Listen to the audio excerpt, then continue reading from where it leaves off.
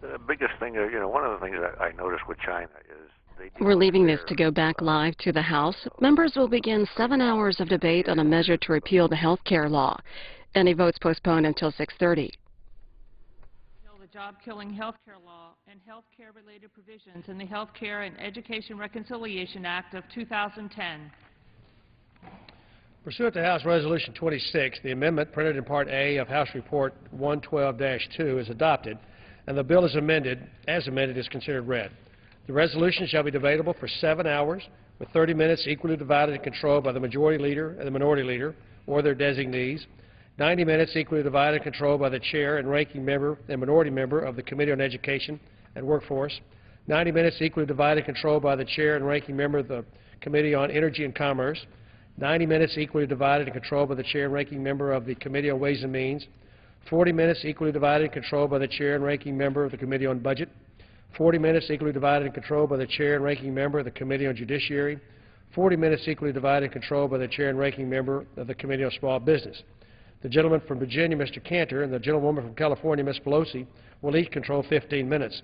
The gentleman from Minnesota, Mr. Klein, the gentleman from California, Mr. Miller, the gentleman from Michigan, Mr. Upton, the gentleman from California, Mr. Waxman, the gentleman from Michigan, Mr. Camp, the gentleman from Michigan, Mr. Levin, each will control 45 minutes. The gentleman from Wisconsin, Mr. Ryan, the gentleman from Maryland, Mr. Van Hollen, the gentleman from Texas, Mr. Smith, the gentleman from Michigan, Mr. Conyers, the gentleman from Missouri, Mr. Graves, and the gentlewoman from New York, Ms. Velasquez, will each control 20 minutes. The Chair recognizes the gentleman from Wisconsin, Mr. Ryan. Mr. Speaker, this time I'd like to yield myself 2 minutes. The gentleman is recognized. Mr. Speaker, I'm going to begin by saying why we're doing this, and I want to get into the accounting of all of this at a later time in this debate. But let me just simply say why we are here. We are here because we heard the American people in the last election. We are here because we believe it's really important to do in office what you said you would do. We said we would have a straight up or down vote to repeal this health care law, and that's precisely what we are doing here today. Now, Mr. Speaker, why do we believe this? Because this health care law, if left in place, will accelerate our country's path toward bankruptcy. This health care law, if left in place, will do as the President's own chief actuary says will do, will increase health care costs.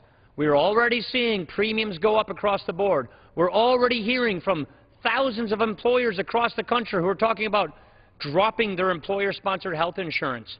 And we're already hearing from the lack of choices that consumers will get as this new law is put into place. This new law is a fiscal house of cards, and it is a health care house of cards. It does not make our health care system better. I would argue it makes it weaker. There's two ways to attack this problem. And I want to say in the outset to my friends on the other side of the aisle, we agree that health care needs fixing. We agree that there are so many serious, legitimate problems in health care that need fixing. Affordable insurance, the uninsured, people with high health care costs and high health care risks, those need to be addressed. But we can fix what's not working in health care without breaking what's working in health care. And with that, Mr. Speaker, I would simply say this. We believe we can get to the moment of having affordable health care for every American, regardless of pre-existing conditions, without having the government take it over, without $1 trillion of a combination of Medicare benefit cuts and tax increases. We believe in this. Let's have health care reform put the patient in charge, not the government in charge. I yield myself an additional 20 seconds to simply say, recognized. We believe that health care ought to be individually based, ought to be patient-centered. There's two ways to go. Put the government in charge and have the government put in place the rationing mechanisms to tighten the screws and ration health care, or put the consumer in charge and have providers compete for our business as patients.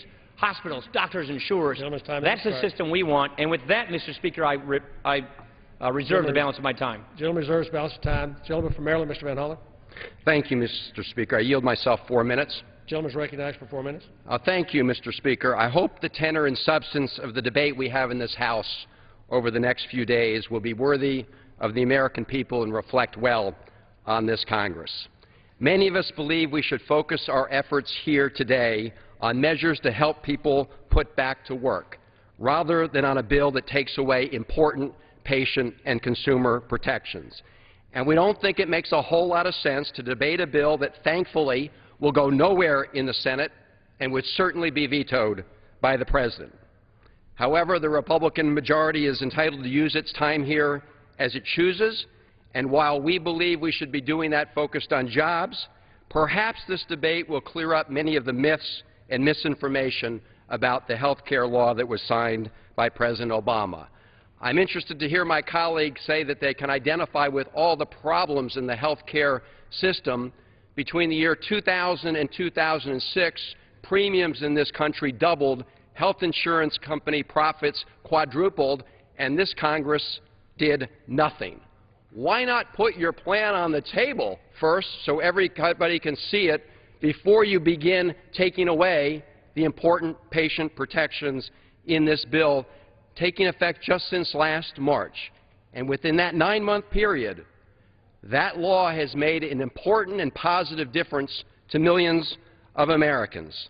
In fact, we wished our Republican colleagues would take a few days, maybe even just a few hours, to have congressional hearings to listen to those individuals and families.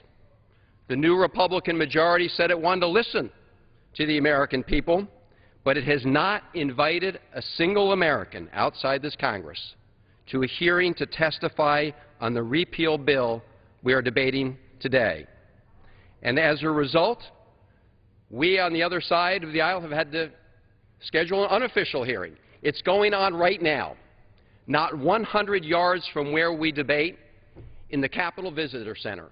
And I encourage all of you to drop by, because if you do, you're going to hear some stories. You're going to hear the stories from moms and dads of young people who tell you how they're relieved that their sons and daughters are no longer kicked off their insurance policies when they turn age 22 or graduate from college, and can now stay on their parents' insurance plan until the age of 26.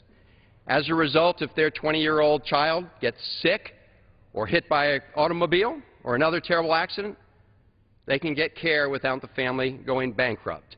You will hear from moms and dads with kids who have cancer and asthma and diabetes or other pre-existing conditions telling you they're relieved that finally insurance companies can't deny their children coverage because of pre-existing conditions.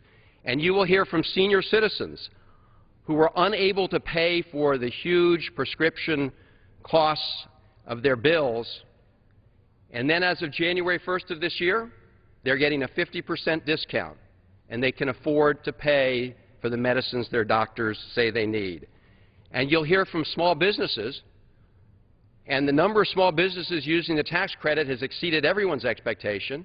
You'll hear from those small businesses saying they can now afford to purchase affordable coverage for their employees, and as a result, hire more people. You would hear all that and more. And that is why it is such a mistake. It's a historic mistake to take away these patient protections and throw these individuals back over to the whims and the many abuses of the insurance industry. There's no doubt that the insurance industry will be popping champagne bottles if the health care law was ever to be repealed. Let's put the interests of our constituents, patients, and consumers first in this debate. Time has expired. I yield myself an additional 30 seconds. Gentleman is recognized. And let's make sure that as we do this, we tackle the deficit and the debt.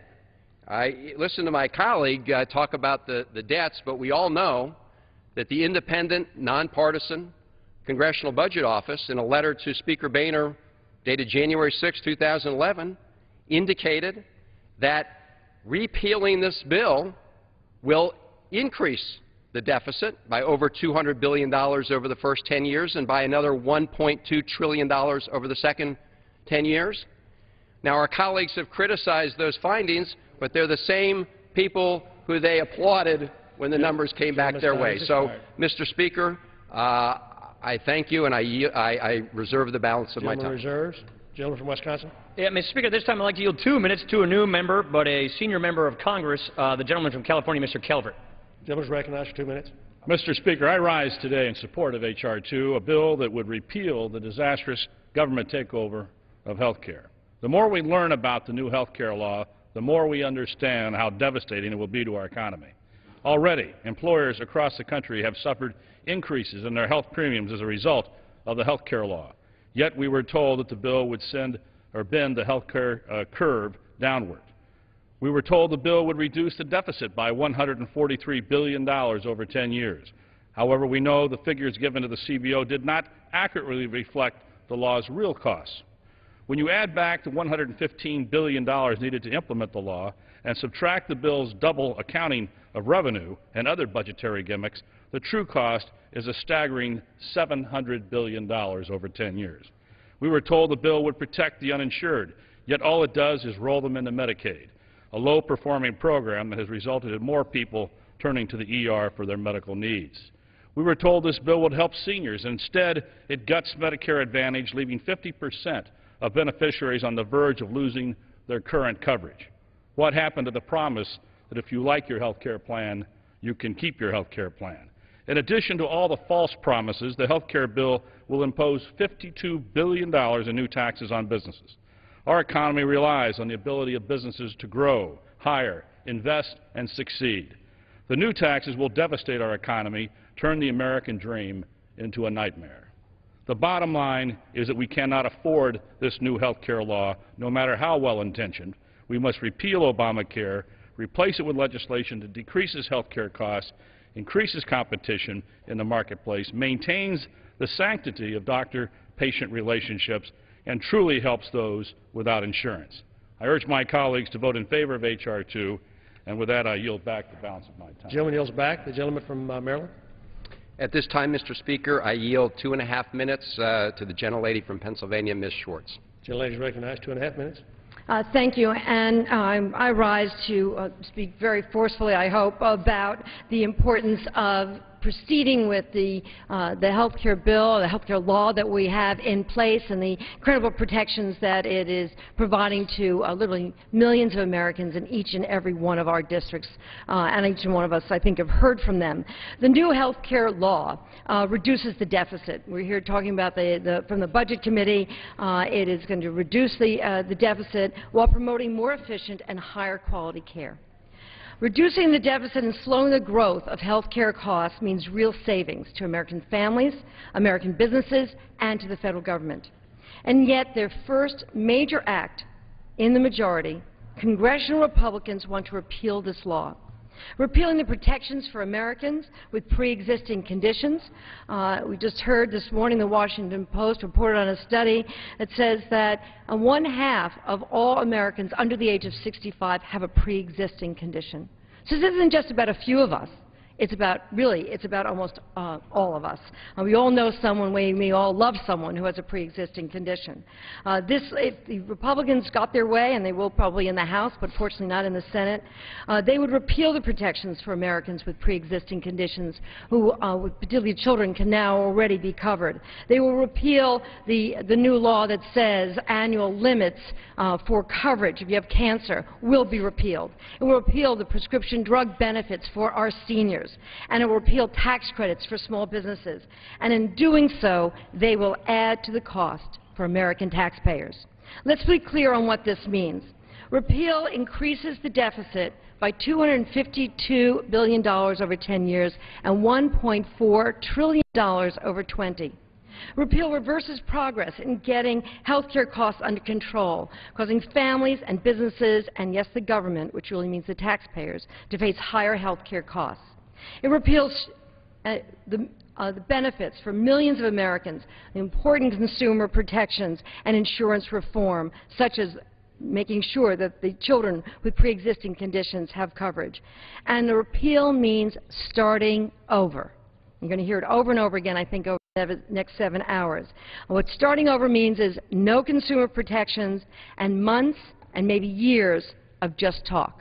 Possibly no action while the costs go up for American businesses, go up for our families, and go up for our nation. Expired. Can I have another half a minute? 30 seconds, we'll try. I yield Ms. Schwartz another 30 seconds. That'd be great. Delay's recognized. Just to say that let's be clear that the new rules allow the Republicans to do this, but it is going to cost trillions of dollars for our budget, and it's going to cost greater suffering for the American people. So it's a wrong course of action. Let's not repeal this bill. It will hurt Americans, it will hurt our economic competitiveness, and it will hurt the fiscal condition of this nation. And I encourage a no vote, and I yield back. The gentlelady yields back. The gentleman from Wisconsin. At this time, Mr. Speaker, I want to yield myself 3 minutes' time. First, though, before I do that, I ask unanimous consent that all members may have 5 legislative days in which to revise and extend the remarks and include extraneous material on H.R. 2.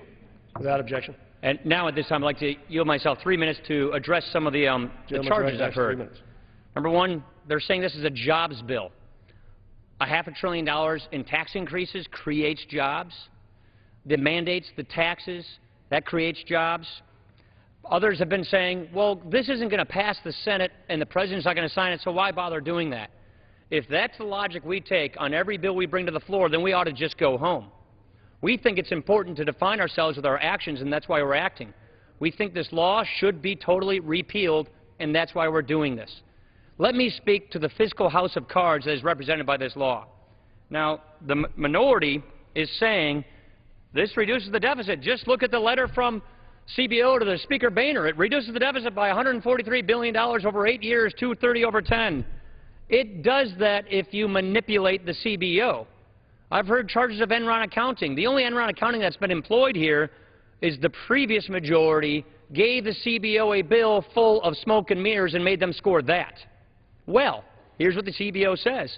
If you take away the smoke and mirrors, if you take away the fact that there's $70 billion in Class Act premiums that are being double counted, $53 billion in Social Security taxes that are being double counted, $115 billion in new appropriations required to hire the bureaucracy that wasn't counted, $398 billion in Medicare cuts that are being double counted, and oh, let's not forget the fact that we're going to do the doctor fix, $208 billion that we just discounted and ignored. When you take away the smoke and the mirrors, this thing has a $701 billion deficit. Now, if you don't believe me when I say it that way, how about this way? The CBO says this raises the debt. Now, how is that different where they say, on the one hand, the bill lowers the deficit, but on the other hand, it raises the debt? Because when the CBO looks at whether or not a measure raises the debt, they can look at everything. They look at the interplay of all fiscal policies to determine its effects on the debt. When they score a particular bill and its effects on the deficit, they look at what you put in front of them, all the smoke, all the mirrors, the double counting, the non-counting, the discounting, and they give you that answer. So if this bill actually lowers the deficit, how on earth can it then increase the debt? You know why? Because you have to play a phony trick with all this double counting to do that. What does this bill ultimately do when you really look at it all? This bill blows a hole through the deficit. When you look at the first 10 years, this bill is a $1.4 trillion increase. That's because you have 10 years of tax increases and Medicare cuts to pay for 6 years of spending. But when you actually look at the full 10 years of implementation of this law, $2.6 trillion in spending. $2.6 trillion. Now, Mr. Speaker, let me just say this. As far as jobs and the effects of this health care bill, I had a very alarming conversation with a very large employer in Wisconsin not too long ago, a privately held company with thousands of employees. She takes good care of her employees. I yield myself an additional 20 seconds to say this. Gentleman, I'd like to have another 20 seconds. And she said to me, I believe it's my obligation to offer health insurance to my employees. But my two competitors, my publicly traded competitors, have already said they're dumping their employees. Instead of paying $17,000 a year for employee health care, they're going to pay a $2,000 fine. That's a $15,000 difference that her competitor will have as a competitive advantage against you. So what did she say? I have no choice. I'm dumping my employees in this exchange. And thousands of employers are making the same decision. This should be repealed, and with that, I reserve the balance of my time. Gentleman reserves his time. Gentleman from Maryland. I yield myself 3 minutes. Gentleman is recognized for 3 minutes. Thank you, Mr. Speaker. It is interesting to hear this attack on the CBO numbers that came out when many of my colleagues on the other side of the aisle just 9 months ago, when the CBO was reporting deficit numbers and the cost of the bill, were singing CBO's high praises.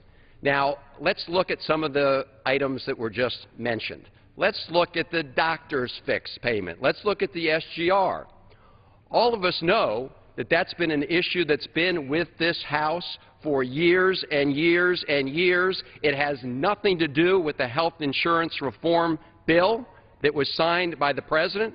We're going to have to deal with that issue whether we had health insurance reform or didn't have health insurance reform. And, Mr. Speaker, they know that. We've also heard, I do not yield at this time, we've also heard, Mr. Speaker, that they've said that we front-loaded the revenue in this bill and actually and disguised the out-year costs. If that were the case, how is it possible that CBO would say that it actually reduces the deficit by more in the second 10 years than in the first 10 years? The fact of the matter is this bill will increase Social Security revenue as employers provide more of their compensation in the form of wages that are subject to payroll taxes. That double counting is not the issue. The fact is it reduces the deficit, and CBO says that. Now, CBO is the independent referee that we use in this body. They're like the guy in the football field, the referee who calls the plays and calls, when there are penalties and no penalties. Sometimes we like the call, sometimes we don't. But it is an unprecedented step to say that we're going to totally ignore the decisions and judgment of the independent CBO, and we're going to replace that with our judgment for the purposes of deficit reduction calculations in legislation that goes to reducing our debt. That is a recipe for budget anarchy. It is a recipe for fiscal chaos, and we should not go down that road. The CBO has been very clear that the fiscally responsible thing to do is to move forward with the law in its place. We obviously can fix things as they come up that need to be addressed, specific items, but to repeal this wholesale will, according to the folks that we rely on as the independent, nonpartisan judges here, say that repealing this bill, as our colleagues are proposing to do, will add $1.4 trillion to the deficit over 20 years. I reserve the balance of my time. The gentleman reserves his time. The gentleman from Wisconsin. Mr. Speaker, I yield myself 10 seconds simply to say, then if a doc fix should be considered outside, then why did the Democrats have it in their bills in the beginning? Second point I would say is either we're financing this entitlement and raiding the Social Security and Medicare funds. You can't do both. If you're going to fund the entitlement with these revenues, then you're consigning to raid Social Security and Medicare. And with that, I yield 2 minutes to a new member of the committee from Michigan, Mr. Amash. The gentleman from Michigan is recognized for 2 minutes. Mr. Speaker, the founders were keenly aware of the threat a powerful and overbearing federal government poses to our liberty. With this concern in mind, they wrote a constitution that created a federal government with limited powers. Later, they proposed the 10th Amendment, which reserves to the states or to the people powers not delegated to the federal government. The debate we're having today goes beyond health care, although there's no doubt that health care coverage is an important and difficult issue. What we're discussing today goes to the core of our Constitution's design. It asks members of Congress whether we take constitutional limits to our powers seriously. We have all witnessed everyday Americans' renewed interest in the Constitution. As they have asked tough questions about the constitutionality of this law, the law's proponents have tried to dress up their answers in constitutional language. They say Congress's power to tax upholds this law. But when this law originally was being considered, those same proponents were the first to claim the bill included no new taxes. They tried to find support in Congress's power to regulate interstate commerce. If forcing Americans to start commerce is the same as regulating existing commerce, it would have been news to the founders. Finally, grasping at clauses, they claim Congress can do anything that is in the general welfare of the country. If this law is constitutional, if Congress has such broad power, our limited federal government will have become limitless, and all without changing our Constitution or the approval of the Americans whom it protects. It is not just for the courts. It is our duty as a Congress to pay attention to the Constitution and its limits on its powers. I urge we repeal this unconstitutional law. I yield back the balance of my time. The gentleman yields his time. The gentleman from Maryland. Mr. Speaker, I yield 1 minute to the gentleman from Virginia, Mr. Connolly. Thank you, my friend. Mr. Speaker, I rise as a member of the Budget Committee to oppose this deficit-busting repeal. And I want to speak today on behalf of Suzanne from Vienna, Virginia. Suzanne's daughter suffers from a debilitating neurological disease. Before health care reform, Suzanne and her husband could not get health insurance for their daughter because, through no fault of her own, she, like 129 million other Americans, had a pre-existing condition. While many of those Americans wait to see if their insurance company will deny them, Suzanne, unfortunately, already knew. She was willing to pay for health insurance to protect her daughter. The insurance company said no and wouldn't insure her daughter at any price. Suzanne had no option until we created high-risk insurance pools under health care reform. Suzanne's words to me after health insurance reform passed were, "Now at least we have hope for the future." Voting for this repeal will take away that hope, throwing Suzanne's daughter off of insurance. I urge my colleagues to remember Suzanne's daughter and the 129 million other Americans like her and vote against this repeal. Do not take away their hope. I yield back my time. Gentleman from Wisconsin. Mr. Speaker, this time I'd like to yield a minute to the gentleman from South Carolina, a new member of the Budget Committee, Mr. Mulvaney. Gentleman is recognized for 1 minute. Thank you, Mr. Speaker. I rise in favor of this resolution, and I can't tell you how excited I am to hear the language coming from the other side of the chamber this evening. I'm hearing discussions about the importance of cutting deficits, the importance of keeping spending in line. It makes me wonder, Mr. Speaker, what's been happening here for the last several years. At least when it comes to this side of the aisle, I think that we've been consistent with that message over the course of this debate. I don't know where the other side was when we got the information that said this bill actually cost trillions of dollars. I don't know where this attitude about being fiscally responsible was when we got information from the chief actuary at Medicare and Medicaid who said this bill was unsustainable in its spending. I don't know where they were with this attitude when we heard from that same body that this bill actually raised the cost of health care versus not passing the bill. But, Mr. Speaker, I'm extraordinarily excited to hear this level of discussion because as a member of the Budget Committee, I look forward to this level of debate continuing beyond this bill, beyond the health care discussion, and into the upcoming discussion on the budget.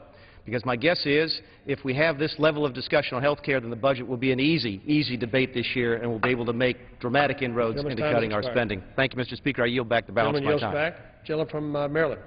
Thank you, Mr. Speaker. I yield 1 minute to the gentleman from Texas, Mr. Cuellar. Gentleman from Texas recognized for 1 minute.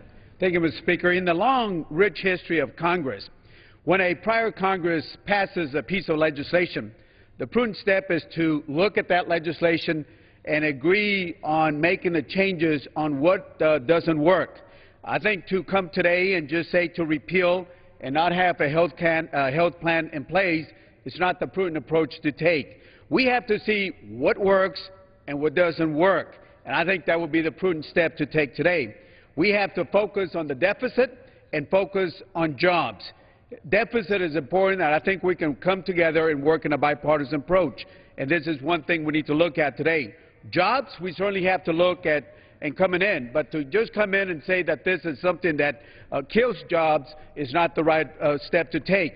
If you look at, for example, the NFIB Research Foundation, when they looked at this piece of legislation, they say that a number of healthcare profession jobs will be created by this legislation. And this is something that we need to look at. Again, the prudent step to look at is to look at what works and what doesn't work, Mr. Speaker, and that's what we need to look at. Thank you, Mr. Speaker. Gentleman from Wisconsin. Yeah, Mr. Speaker, this time I'd like to yield 90 seconds to a new member of the Budget Committee, Mr. Cole from Oklahoma. Gentleman from Oklahoma is recognized for 90 seconds. Thank the gentleman for yielding. Mr. Speaker, I rise to support H.R. 2, the repeal of last year's so-called health bill. The American people, quite frankly, have never liked this bill, as they demonstrated last November. You can't find a poll where it's ever cracked 50% in approval, and those wanting to repeal it have generally always been above that mark. The bill itself may be unconstitutional. Over 20 states are now challenging it in federal court. It's certainly likely to be unworkable. The creation of dozens of boards, agencies, and commissions with rulemaking authority, the fact that hundreds of companies have already asked for waivers under the legislation suggests it's going to be a bureaucratic nightmare. But finally, and most importantly, the bill itself is fiscally irresponsible and unsustainable. The idea that we would take hundreds of billions of dollars out of Medicaid and Social Security and Medicare at a time the baby boomer generation is beginning to retire is simply irresponsible. I'm all for saving money in Medicare, but when we do, those savings are going to be needed to sustain Medicare. So I urge this House to take the fiscally responsible course repeal this bill and start over and give the American people the health care bill they deserve and the health care bill they can afford. Thank you, Mr. Speaker. I yield back my time. Gentleman yields back. The gentleman from Maryland. Mr. Speaker, I yield 2 minutes to the gentlelady from Florida, Ms. Wasserman Schultz. The gentlelady from Florida is recognized for 2 minutes. Mr. Speaker. Mr. Speaker, I rise to oppose the Republican majority's callous attempt to repeal the Affordable Care Act. Reform has already made a dramatic positive difference for millions of constituents and small businesses while tackling our ballooning national debt. We in Congress must continue doing all that we can to support American families and businesses as we emerge from this recession. Democrats have pledged to measure all legislation by proposals' success at creating jobs, strengthening the middle class, and bringing down the deficit. Unfortunately, the Republican majority's attempt to repeal the Affordable Care Act fails on all such accounts. Repeal would hurt small businesses, canceling $40 billion worth of tax credits to help employees afford coverage. Repeal would stall middle-class job growth, as 1/3 of small business owners told the small business majority they were more likely to hire new employees as a result of reform. And of course, repeal would deepen our already exploding deficit, increasing it by $230 billion in the next 10 years and by more than $1 trillion in the following decade. Many of my colleagues across the aisle have rebuffed this analysis from Congress's own budgetary referee, the Congressional Budget Office, because it doesn't fit the Republican narrative or campaign promise to tackle the deficit. However, while they may be entitled to their own opinions, they are not entitled to their own facts. Health care repeal is the epitome of fiscal irresponsibility, and it counters our most basic American values, life, liberty, and the pursuit of happiness. We lose life when insurance companies can freely drop those who are sick from coverage. We lose liberty when our seniors have to choose between medications and groceries. And we lose the pursuit of happiness if we return to the days when only job security guaranteed health security. Our fiscal decisions, Mr. Speaker, must be a reflection not only of our economic future, but a statement of our most central national values. By ensuring that Americans have vital coverage, rather than cruelly denying it to them, we can live up to the dreams of liberty and justice for all. Thank you. I yield back the balance of my time. Gentlelady yields back. Who seeks recognition? Gentleman from Wisconsin. At this time, Mr. Speaker, I'd like to yield a minute to the gentleman from Kansas, Mr. Huelskamp, a member of the Budget Committee. Gentleman from Kansas recognized for 1 minute. Thank you, Mr. Speaker. As a result of this law, employers across America have discovered that onerous reporting requirements will force them to file 1099 forms for every vendor with which they do $600 worth of business. This past weekend, I visited with an accountant in my district that indicated he would have to expand his staff by 25% to accommodate all the extra red tape and paperwork. And, Mr. Speaker, this is not the type of job creation America envisioned. Additionally, businesses and labor unions alike have realized Obamacare is a bad deal, and at least 222 have sought waivers from having to comply with the law. HHS Secretary Kathleen Sebelius has approved special privilege exemptions for dozens of labor unions and the 500,000 union members they cover. And even more troubling is that Secretary Sebelius has been tardy in responding to a FOIA inquiry regarding the secretive details of these waiver requests. Fortunately, rather than selective waivers for the politically connected, we have a universal remedy: repeal the law. I urge my colleagues to heed the calls voters made last year during the debate and at the ballot box. And I yield back time. Thank you. Gentleman from Maryland. Thank you, Mr. Speaker. I would remind the gentleman this body voted on a majority basis to repeal the 1099 provision. With that, I yield 2 minutes to the gentleman from Texas, Mr. Doggett. Thank you. From Texas, you're recognized for 2 minutes. The choice here is whether to give more money to insurance monopolies or leave just a little bit in the pockets of middle-class Americans. But for House Republicans, putting insurance company first, putting them always first, seems to be a pre-existing condition. This bill isn't repeal and replace, it's repeal and forget. Forget the health care needs of millions of Americans. Forget the hundreds of billions of dollars that they, with this repeal, add to our federal debt. Within a year, Allison, a 23-year-old in Bastrop, Texas, who's completing her college degree and caring for her mother who faces another round of breast cancer, Allison would lose her health insurance. Emily from Wimberley, who's battling cancer herself, would now face lifetime limits on what doctor-recommended care her insurer will pay for. And of course, if her husband loses or changes his job, she won't have any insurance at all.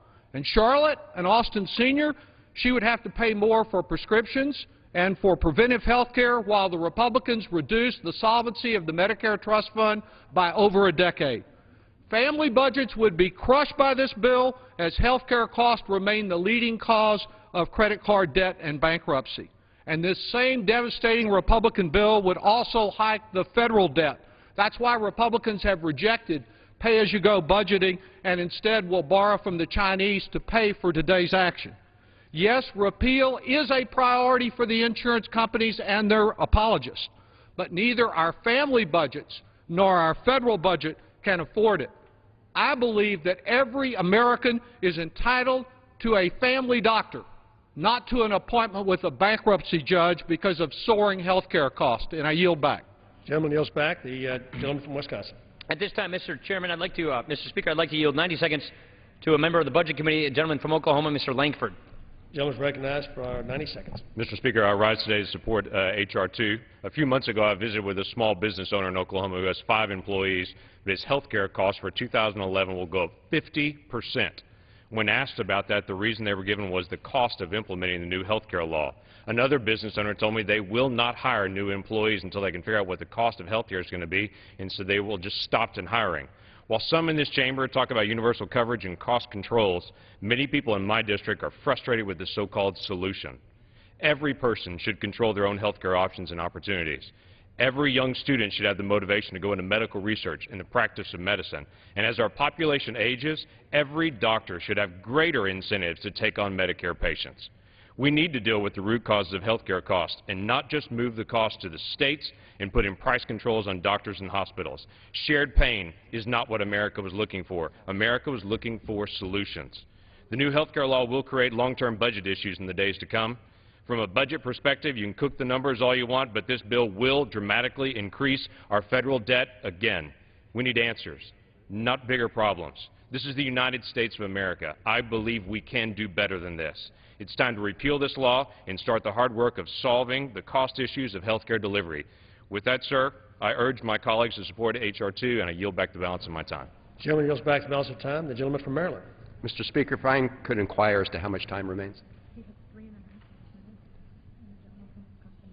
gentleman from Maryland has 3.5 minutes remaining, and the gentleman from Wisconsin has 5.5 minutes. Mr. Speaker, I yield 1 minute to the gentleman from Kentucky, Mr. Yarmouth. The gentleman from Kentucky is recognized for 1 minute. Thank you, Mr. Speaker. Tomorrow we will vote on H.R. 2, the Republican health care bill. This bill is another example of actions speaking louder than words. Now, many of my Republican colleagues have said they support certain health care reforms, a ban on pre-existing condition discrimination, allowing young adults to stay on their parents' health policies until 26, closing the prescription donut hole, eliminating lifetime limits on coverage. They could have crafted this bill any way they wanted. They could have guaranteed any or all of just those important provisions, those protections they claimed to support, but they didn't. They could have ensured that by 2016 annual health care premiums for the average American wouldn't be $24,000. And over the next decade, small businesses wouldn't lose more than $52 billion in profits. They could have crafted the bill that way, but they didn't. They can say whatever they want, but the truth is that the Republican plan is no care, no matter how desperate or how dire your diagnosis, no matter if the alternative saves money, saves jobs, and saves lives. I yield back. Someone yields back. The gentleman from Wisconsin. At this time, Mr. Speaker, I yield 2 minutes to the gentleman from New Jersey, Mr. Garrett. The gentleman from New Jersey is recognized for 2 minutes. And I thank the Chair very much. And I rise today in support of repealing this simply job-destroying health care bill. And what we might do is replace it with a piece of legislation that addresses 3 main tenets, one that will grow our economy, one that will bring down costs, and one that is basically constitutional. In the area of jobs, you know, I remember when Minority Leader Pelosi, then Speaker at the time, said this bill would create 4 million jobs, and 400,000 of them immediately. All the same, the CBO was saying, quote, it is likely to reduce employment. So instead of encouraging America's jobs-leading creators, this takeover of health care and small businesses will give us more taxes, more mandates, and higher health care costs on those small businesses. Look, we need to do this and work this together in a bipartisan manner in a way that will help our small businesses. You know, in the area of costs, additionally, this health care bill is deficient in that it fails to address bringing down costs. Now, if companies have begun to digest this health care bill, costs have only risen. You know, CBO has found that this law will actually increase health care premiums by as much as 10 to 13%. Now, one of the areas that I've looked at, and I've heard from a lot of people in the medical community, and I've asked them, what is one major thing you would have liked us to put in this bill, and that is tort reform. But it's missing in this legislation. You know, it is imperative that any serious reform of the health care system take a very hard look at the issue of medical liability reform. Unfortunately, this bill fails in that regard, too. Finally, in the area of constitutionality, you know, while the Constitution grants Congress the authority to regulate commerce among the several states, and the Supreme Court has allowed Congress the ability to regulate, prohibit all sorts of economic activity, this bill goes even further because for the first time in the history of the U.S. government, we are regulating inactivity. For the first time, Congress has mandated that individuals purchase a private good approved by the government as the price of citizenship. You know, on the first day of Congress, I introduced a bill, H.R. 21, the Reclaiming Individual Liberty Act, and it would take out that individual mandate.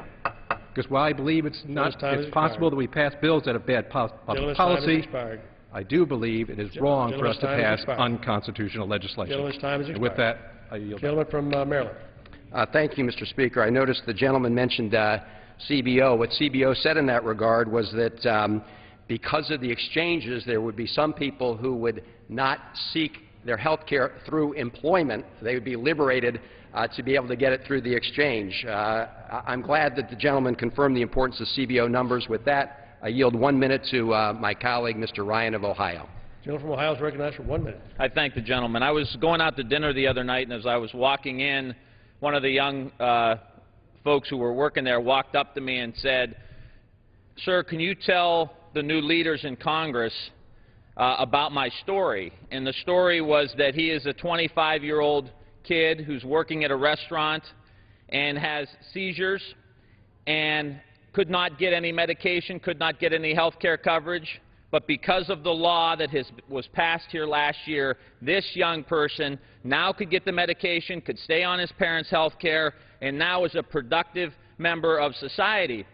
And I know my friends on the other side have said things like, well, this employer said their insurance was going up 50%. That's been going on for decades now, especially in the last decade. This is going to fix that, and I know my namesake from Wisconsin also said, you know, there are some employees or employers who are going to have to let their people go into the exchange because their competition is going to let people go into the exchange. The bottom line is people were dumping workers for a decade and there wasn't an exchange. Now there is an exchange that these people will have some remedy and ability to get health care. It's expired. Gentleman from Wisconsin. At this time, I yield 2 minutes to the gentleman from California, Mr. McClintock. Gentleman from California is recognized for 2 minutes. Thank the gentleman for yielding. Mr. Speaker, the central promises of Obamacare were that it would bend health costs down and wouldn't threaten existing plans. We now know that both of these claims were false. The CBO warns us that the law will increase average private premiums by $2,100 within the next 5 years, above what they would have been without Obamacare. The administration's own actuary admits that the law bends the cost curve not down, but up by $311 billion over the next 10 years. And we now know that many existing plans are indeed jeopardized, and that scores of companies are offering their that have been offering their employees basic plans have either dropped them or are continuing them only with waivers left to the whim of administration officials. But the most dangerous provision of this law is the federal government's assertion that it now has the power to force every American to purchase products that the government believes they should purchase, whether or not they want them, need them, or can afford them. If this precedent prevails, the federal government will have usurped authority over every aspect of individual choice in the care of our families and can logically extend that power to every other commodity in the market. The tragedy is that every day we continue down this road is a day we have lost to address the real problems in our health care system, the spiraling costs of malpractice litigation in defense of medicine, the loss of the freedom to shop across state lines, the loss of freedom to tailor plans to the needs of individuals and families, and the absence of the tax advantages that families need to afford and choose their own health plans according to their own needs. Churchill said, "All men make mistakes, but wise men learn from them." Mr. Speaker, the American people understand that Obamacare was a huge mistake. Let us acknowledge that, learn from it, and move on to enact the reforms that will reduce health costs and increase health care choices for American families. Gentleman's time has expired. Gentleman from Maryland. Mr. Speaker, I reserve the balance of my time. No more speaker. Okay. In that case, Mr. Speaker, I yield 1 minute to the gentlelady from California, Ms. Sanchez. Gentlelady from California is recognized for 1 minute. I thank my colleague from Maryland. Mr. Speaker, this past year around June, I was speaking to a woman who is a single mother. She has 2 young children. She's a real estate agent. It's been tough in California. But through all of that, she managed to pay her premium to have health care for herself and for her 2 children. In June, her daughter, for the first time, had an epileptic attack. And she didn't know what to do. She was scared to death. And so she took her to the hospital, and her daughter got better, but of course her daughter will have more of these. A month later, she found out that her daughter would not be covered any longer by that health care plan. And so she's been paying about $1,700 out of her pocket for her daughter and her medications and all. She came to me and I said, well, this is what the reform is about. This is what health care reform is about. It's about taking care of our children and our families. And I told her that her daughter would now be covered. If this was your daughter, you would not repeal this health care reform. I yield back. Time has expired. Who seeks recognition? May I inquire, Mr. Speaker, how much time remains? The gentleman from Maryland has 15 seconds. I'm sorry? 15 seconds. Okay. Mr. Speaker, all the charts in the world can't wish away the CBO letter of January 6th of this year, which says that the premiums will go down in the employer market, that people on average will pay less in the individual market, and that this legislation will reduce the deficit and the debt over the next 20 years. Again, that is the call from the nonpartisan experts we have. We shouldn't be substituting our judgment for theirs. Thank you, Mr. Speaker. Gentleman's time has expired. Gentleman from Wisconsin. Mr. Speaker, I yield myself the balance of my time. Gentleman yields the balance of his time to himself. Mr. Speaker, I think we've already fairly well established the fact that when you strip out all the budget gimmicks and all the double counting, Obamacare is a budget buster. But let's take a look at where we are as a country. We have a debt crisis coming in America, Mr. Speaker, and the primary reason why we have this mountain of debt is because of our already existing health care entitlements, which have a massive unfunded liability. So what did the previous majority do? They just put 2 new unfunded open-ended entitlements on top. Now, a lot of people on the other side of the aisle have said health care is a right, and we're giving it to the people. Well, if we declare such things as a right to be given to us by government, then it's government's right to ration these things. It's government's right to regulate these things. It's government's right to pick and choose winners and losers. Health care is too important to that. I want to be in control of my and my family's health care. I want individuals to be in control of their health care and their destiny. We have to ask ourselves when we create these new programs, how much of our children's future, of our grandchildren's future, are we willing to sacrifice to give them this mountain of debt that is getting worse by the passage and creation of this law? This, of all reasons, is why we should vote to repeal. And I reserve the balance of my time, or I yield back the balance of my time. Gentleman yields back the balance of his time.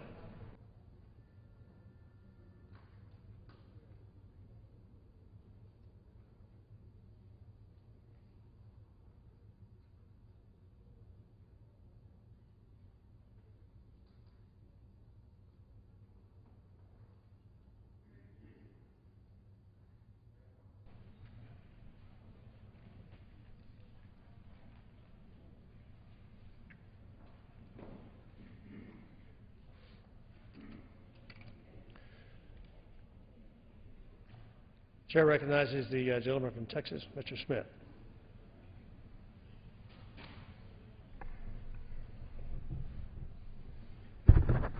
Mr. Speaker, I yield myself for 2 minutes. Gentleman is recognized for 2 minutes. Mr. Speaker, I support this legislation that repeals the Democrats' job-stifling, cost-increasing freedom-limiting health care law. This bill would repeal a requirement that every individual buy a certain kind of health insurance. The Congressional Research Service confirms that the federal government has never forced all Americans to buy any good or service until now. This mandate violates Congress's powers under the Commerce Clause if our Constitution of limited federal powers means anything. It's a major reason to repeal the health care bill. One particularly costly part of our health care system is the practice of so-called defensive medicine, which occurs when doctors must conduct tests and prescribe drugs that are not medically required because of the threat of lawsuits. Taxpayers pay for this wasteful defensive medicine, which adds to health care costs. The Democrats' health care law goes exactly the wrong direction. Incredibly, it contains a provision that prohibits any new limits on litigation from being enforced because it allows lawyers to opt out of any system that limits their ability to sue. This is contrary to the best interest of all Americans except trial lawyers. The health care bill can only be read as an invitation to trial lawyers to sue medical personnel. That's another reason to repeal this health care bill. The Democrats' health care law will produce more litigation and more costly health care. Those are two good reasons we should repeal it. And I'll reserve the balance of my time. Gentleman reserves the balance of his time. The gentleman from Michigan, recognized. Thank you, Mr. Speaker. I yield myself 3 minutes. Gentleman recognized for 3 minutes.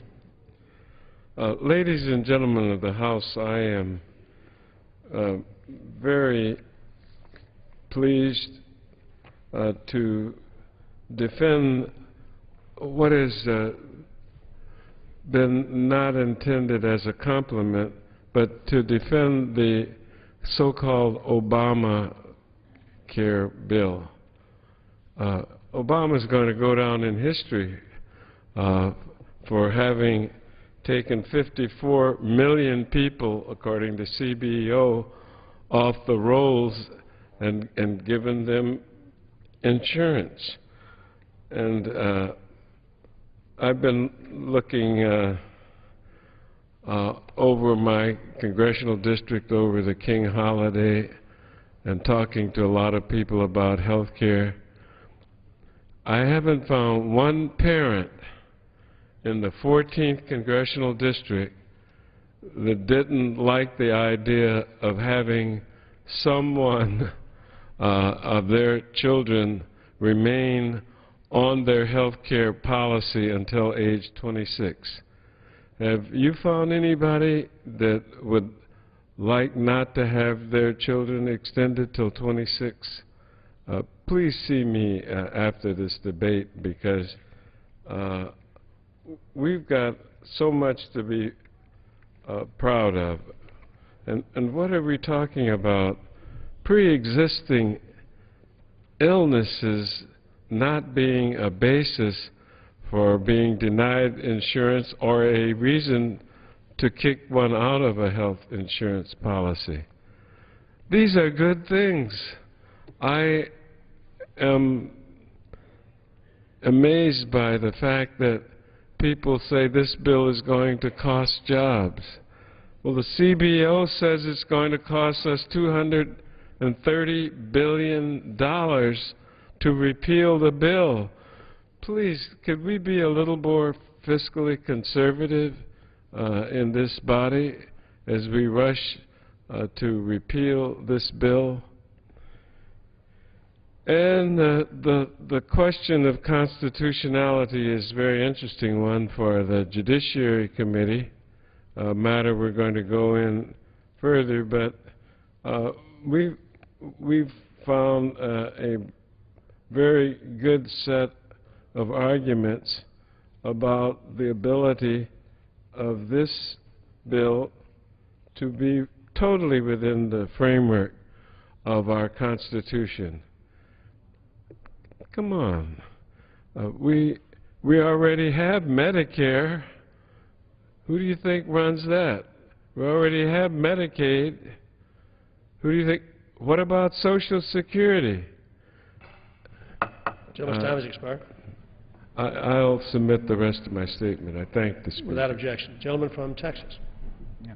Mr. Speaker, I yield 2 minutes to the gentleman from Wisconsin, Mr. Sensenbrenner, who is the chairman of the Crime Subcommittee of the Judiciary Committee and also a former chairman of the Judiciary Committee itself. Gentleman from Wisconsin is recognized for 2 minutes. I thank the gentleman from Texas. Mr. Speaker, as each of us have traveled back to our districts over the past several months, we've heard from our constituents, from seniors to families to small businesses, speak out convincingly. They demanded that this new Congress focus on legislation that encourages job growth, cuts spending, and shrinks the size of government. What better way to start than by repealing the President's trillion-dollar health care law? A massive new government intrusion into Americans' health care which promises to skyrocket costs even further. Our immediate action today demonstrates that we are listening. This is not to say that reforms aren't necessary.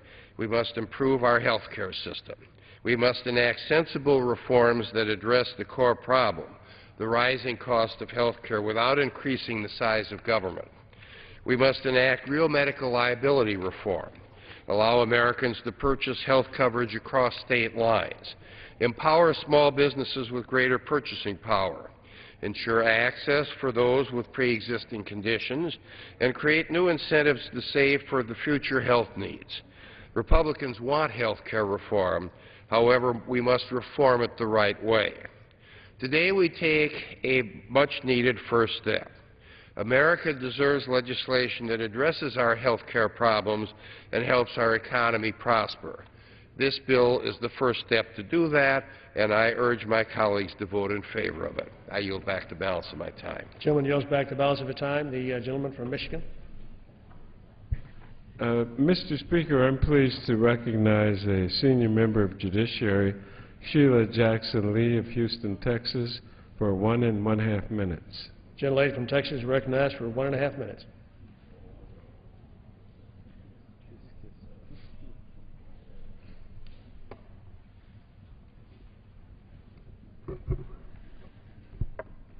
There is nothing that one can do when you're debating this bill than to be civil and to respect the American people, who many of them are in the jaws of terrible disease, rehabilitation, or maybe some have already lost their lives. And this repeal of this bill, just a couple of pages, would reemphasize that they would die. A bill that talks about jobs when we're talking about lives. So I think it is important that we follow what the opponents of this protection and health care bill does. Consumer protection, patient protection. And I think it is important for us to be able to hold this Constitution and prove that it is constitutional. Well, I could say that there are 1.1 million jobs already created, that the deficit will blow up $143 billion, $1 trillion over 20 years. But I really want to refer to the 14th Amendment that allows and guarantees you equal protection under the law. If this bill is repealed, Ed Burke, a hemophiliac, will probably be questionable because he would have lifetime caps. Or Mr. Land, who was on my health care teleconference where 18,000 people in Harris County were contacted. Maybe he, who is a family of schizophrenias and people who have children that have schizophrenia, maybe he would not be guaranteed the equal protection of the law. Gentlelady's time has expired. I would say to you the Constitution needs to be protected. You have 10 seconds. Gentlelady's time has expired. I yield the gentlelady 15 seconds. I am so grateful. 15 seconds. Thank you so very much. Maybe they would not be able to withstand this onslaught on their rights because the Constitution guarantees them equal protection. And some who have insurance and some do not are not treated equally. And finally, let me say that Texas, the Department of Insurance has said that this bill helps Texas. I hope my colleague from Texas will vote not to repeal this bill. Time has expired. Chair would remind all members to not traffic the well when members are speaking from the well. Gentleman from Texas is recognized. Mr. Speaker, I yield 2 minutes to the gentleman from Iowa, Mr. King, who is a senior member of the Judiciary Committee. Gentleman is recognized for 2 minutes. Thank you, Mr. Speaker. I thank the gentleman from Texas, chairman of the Judiciary Committee, and it's a pleasure to serve in support of the repeal of Obamacare. It's something that I have worked on every day since it passed last March. It's legislation that I introduced, actually asked for the draft the same day that it passed. People thought that we couldn't get to this point. We are. But this is Judiciary Committee subject matter. And the bill didn't go through Judiciary Committee. We didn't address the tort reform that's so essential if we're going to do something to put health care back on track here in this country. And when I look at this, serving on the committee, I believe it was 2005, we passed legislation in the House that addressed the lawsuit abuse that drives up the cost of our health care. It didn't get taken up in the Senate. And here we are with a huge Obamacare bill ready to vote to repeal it, and part of the discussion needs to be, why didn't it have tort reform in it? We are prepared to take a look at this as we go forward. When I look at the numbers that are produced in part by the health insurance underwriters, they and others will tell me that somewhere between 3.5% and 8.5% of the overall cost of our health care goes because of lawsuit abuse and the defensive medicine that's associated with it. I have a friend who is an orthopedic surgeon who tells me that 95% of the MRIs that he orders, he knows exactly what he's going to see when he gets inside to do the surgery, but he has to order them anyway to protect himself from that 5% that might end up being in litigation. And he says in his little practice, that's an additional $1 million a year in unnecessary tests. That's just one small piece of the lawsuit abuse that drives up the cost of health care that we must address if we're going to have managed costs. And then the other component that is Judiciary Committee component of this Obamacare legislation that is about to have a vote on repeal here that we're debating is the components that are unconstitutional. The individual mandate as the most egregious component of Obamacare that compels Americans to buy a policy produced or approved by the federal government. Vote no on the bill. Thank you, Mr. Speaker. Gentleman's time has expired. Gentleman from Michigan. Mr. Speaker, I'm pleased